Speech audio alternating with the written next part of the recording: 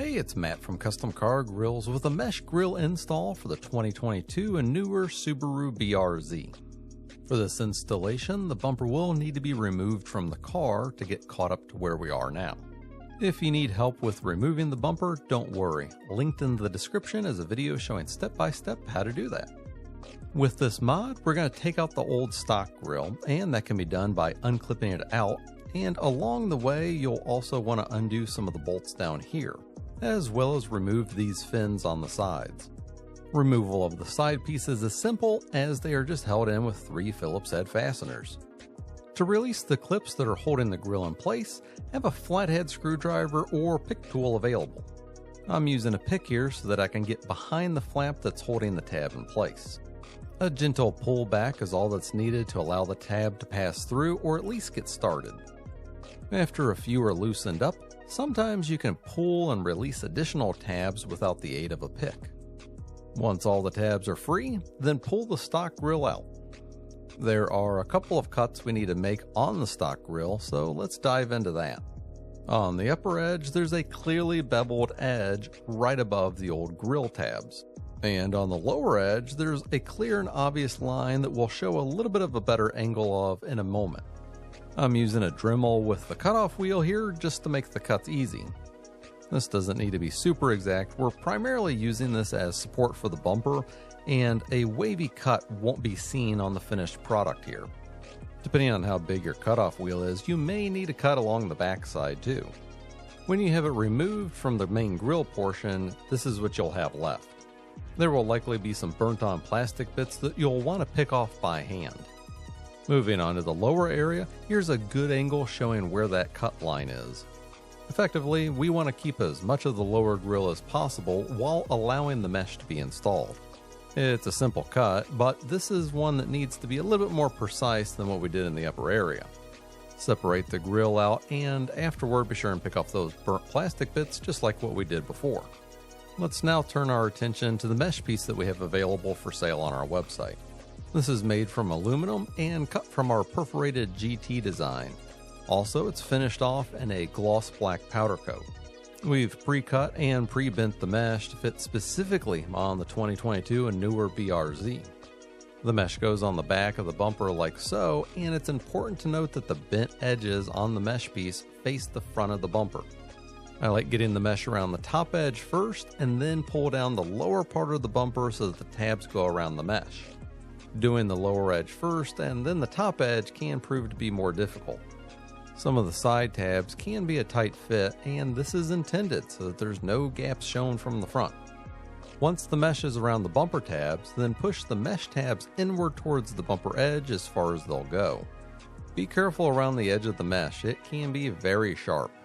Wearing leather gloves will greatly reduce the risk of injury and is advised for that step. Let's take a look at this from the front. The mesh looks to be in place pretty well right now.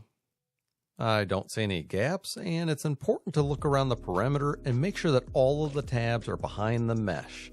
We want this to look completely seamless. Once you're satisfied with the fitment, let's reattach those older grill remnants. The lower part of the grill will snap back into place like so.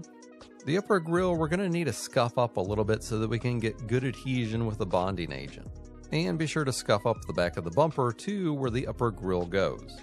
To bond everything together, I'll use PlyoGrip Plastic Repair number 3, and I'm using some 3M adhesion promoter as well to ensure that it grips to the plastic well.